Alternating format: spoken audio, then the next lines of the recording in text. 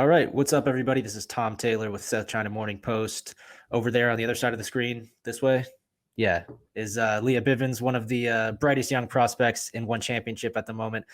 Lea, as I said before I hit the record button, it's a very exciting time for you. You got a big fight coming up in about a week, I guess, fighting Noelle Grandjean at one championship on Prime Video 3 and KL. How are you feeling? How's everything going? I'm really excited to be able to make my debut. Obviously, it's a little later than we had expected, but I'm grateful for the opportunity, and I'm grateful for Noel taking the fight and accepting the fight as well. So super excited to be on Prime Video too. So that's really exciting for me. As you said, this pro debut was delayed a little bit. Before we get into that, though, when are you going to KL? You must be traveling pretty soon, right? Yeah, so we leave Saturday. So I have about a day. I'm already packed and ready to go. Just kind of seeing family before I leave. Already on weight, so just kind of relaxing. Nice, nice. Well, as you said, you were supposed to make your debut earlier this year against Zebabano. That fell through at like the 11th hour. I mean, you guys weighed in and everything. Yeah. I guess first question is, I mean, how frustrating was that, right out of the gate? It must have been so disappointing for you. Yeah, it was really disappointing and frustrating for me. We had traveled, I think it was like 16 hours, and she only had like a 4-hour flight. And it was pretty disappointing because we had the whole week. I don't know if you know how everything works, but we had the whole week of media and photos for her to pull out the day of the fight, not even day of weigh-ins. I had known she had missed weight, and I still accepted the fight and was perfectly fine. Didn't take any of her purse. I didn't really want any of her purse. So I just really wanted her to fight. I even offered a grappling match if she would even take that, and she didn't want to do that. So definitely really disappointing. You mentioned, there's all the testing you do throughout the week, the hydration tests and stuff in one. She did miss weight in the end and stuff, but did you have any indications like earlier in the week that she maybe wasn't feeling it? Did you sense that she was going to pull out of the fight, or did this all just kind of happen at the last minute? I didn't sense she was gonna pull out of the fight. I knew she had a problem making weight, obviously, at hydration. She failed hydration a few times, and then to pass hydration, you obviously have to drink a lot of water to even pass hydration. So at that point, I just figured that she missed weight and we'd still be fighting. Some people have bad cuts, and I wasn't upset about the bad cut. I actually felt bad for her. hmm I like her coaches failed her in that aspect because as a good coach, you should be on your fighter about weight and hydration. But yeah, no, nothing really notified me the whole week. I thought she was ready. She looked like she was going to be competitive until obviously the day of fight when we got the call.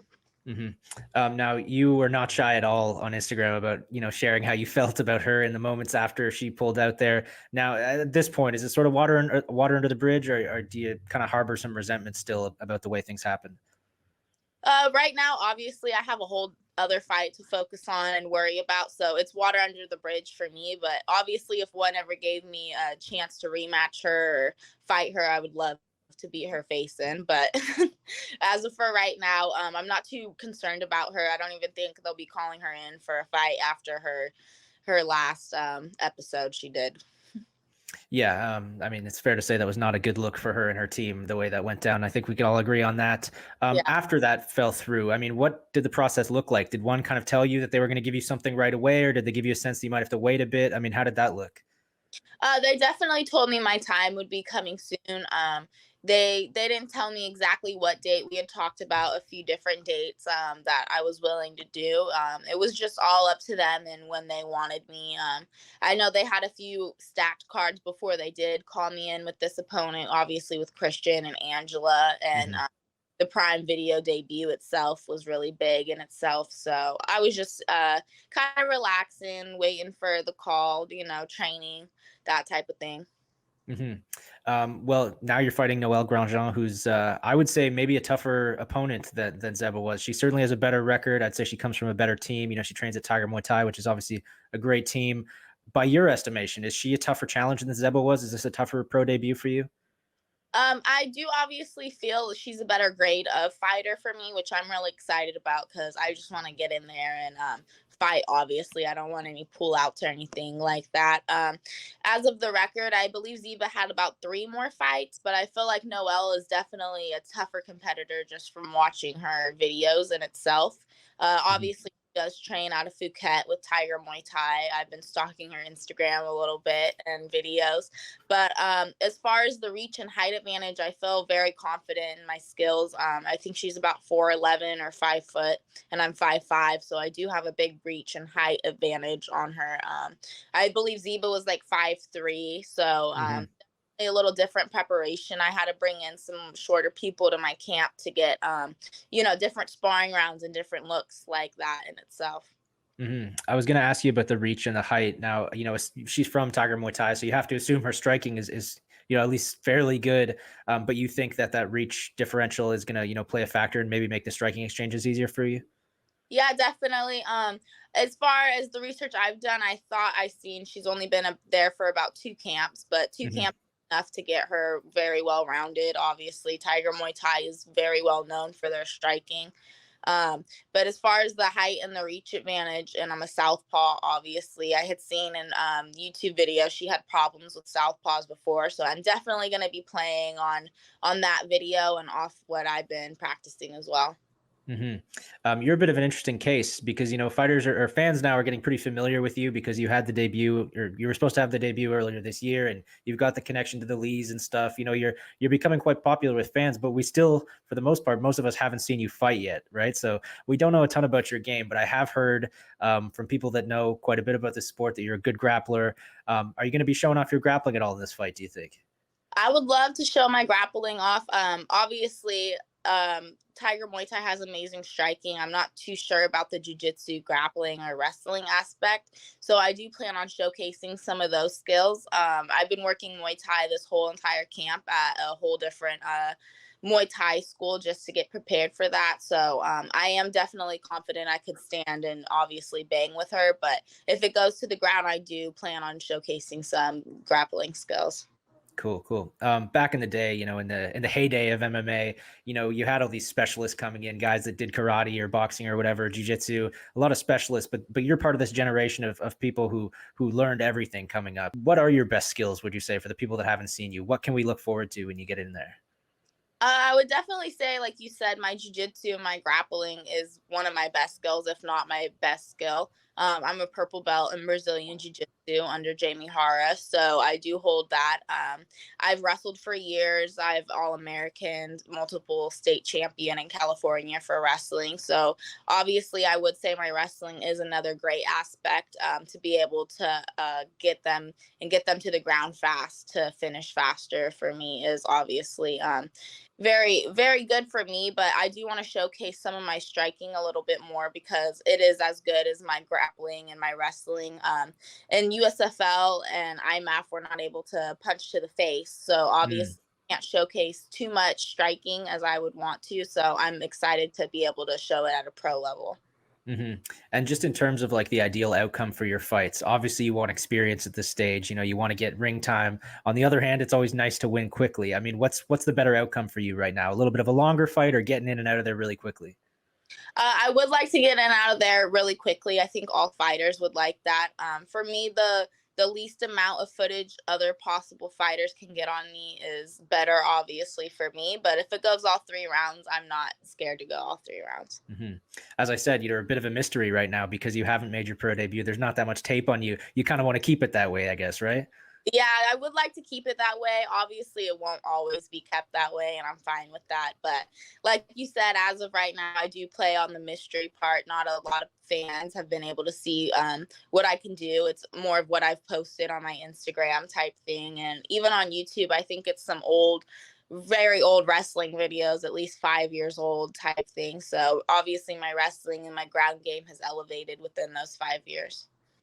Well, as a fan, I'm very excited to see what you can do, see what you're all about in there.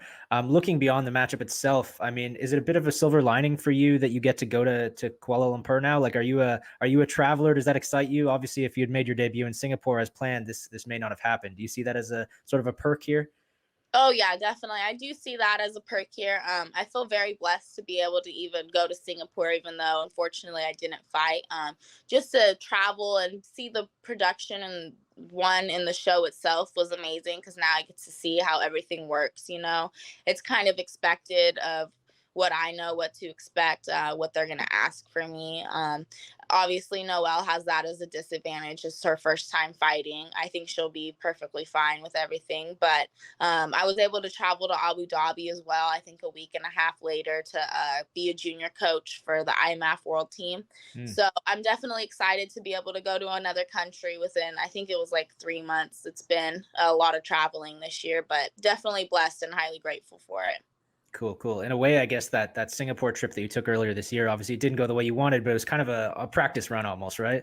Yeah, definitely a practice run. And I had a bunch of fun. I was able to get some amazing shots with the photographers and everything like that. So I am grateful. And they definitely did apologize on their behalf, which it wasn't their fault, but you know, they definitely treated me very well there. Cool, cool. Well, I have you. I wanted to ask you about a couple of the big fights in your division, and well, I guess not your division in this case, but Angela, your friend and occasional training partner, just had a big fight. Of course, it didn't go her way, but what did you think of her performance in that fight, and what did you think of the scoring in that one? I thought she had an amazing performance in that fight. It was amazing to even see her hold her head high after, you know, obviously defeat. I personally thought she won that fight. I thought she was better, well-rounded. Obviously, the first round didn't go her way, but I felt like the other rounds following that she had won. But I do understand one scores a little bit differently than we're used to, but I also think that's a good thing as well. I would love to see a rematch against them. I think definitely she's going to try and come for the atom weight belt, and I think Angela will have a great victory there in atom weight.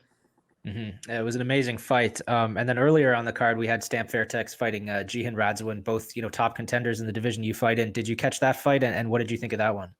I did catch that fight. Obviously, I'm a big fan of Stamp. I thought Stamp, obviously, she won that as well. She had amazing striking.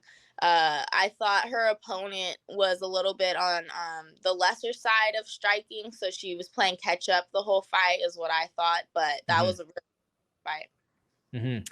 The first time I interviewed you, it was before your planned fight with Ziba Bano. And I think you expressed some admiration for Stamp, if I recall correctly. Like, you kind of look up to her a little bit. Is that a fight you're kind of hoping for at some point in the future? One you'd like to have at some point? Yeah, definitely. I definitely look up to Stamp a lot. There's a few other girls I look up to, and obviously, I would love to get that high level fight.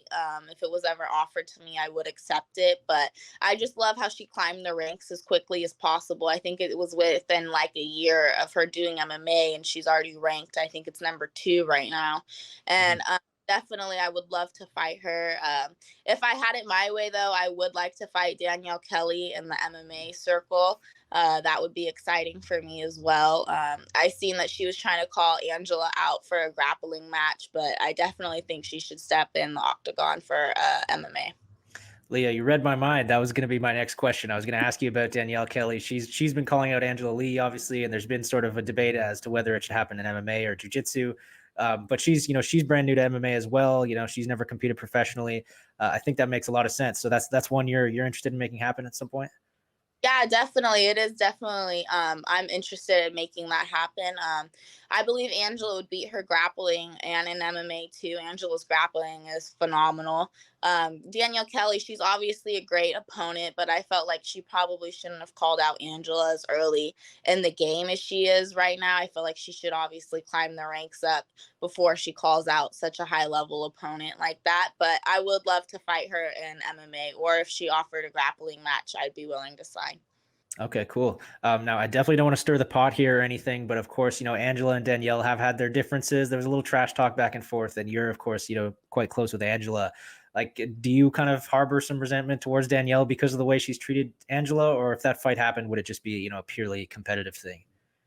I definitely don't harbor anything towards Danielle. She's obviously an amazing opponent, and it's obviously between Angela and Danielle, the media loves to see the trash talking or that type of thing. But it would definitely be a high level match between them two as well. Just a couple more questions here before I let you go. We've talked about Stamp and Angela. Obviously, you're just making your pro debut, so presumably these fights are still a little ways away. But how long, in your mind, would you like it to take before you're fighting these top contenders in your division? Before I end up fighting those top contenders in my division. I would like to get, a few more fights under my belt. Obviously, I'm making my pro debut. I would like it to be about a year and a half just to, get my feet wet in the water type thing. But I would like it to be soon. And if it was offered sooner than that, I would accept it just to go out there and test myself. Awesome. Back to your fight with Noel, just about a week away, as I said, after the shakeup with your debut and all that chaos earlier in the year. How good is it going to feel to not only get in there, but hopefully get a win? It's going to be amazing. I've been waiting for it for months. Obviously it didn't get to happen. So that was kind of a setback, but I believe everything happens for a reason. So maybe I wasn't meant to go in there and fight that night, and definitely excited to go in there and test myself against Noel. Mm-hmm. Any particular way you want to win this one? Do you have a prediction? Obviously, I would love to knock her out because of the Tiger Muay Thai team name, stand up type thing. I would like to get that under my belt, but getting my hand raised is the goal. So whatever it takes at this point. Mm-hmm. All right. Well, let me wrap it up with this. You seem to be picking up fans left, right, and center. Despite the fact that you haven't made your pro debut yet, what do you say to the people that are already on the Lea Bivins bandwagon? I just want to thank you guys for supporting me and constantly showing support. Even the people that don't show support, and trash talk me. It's all for the love of the game. So I appreciate it.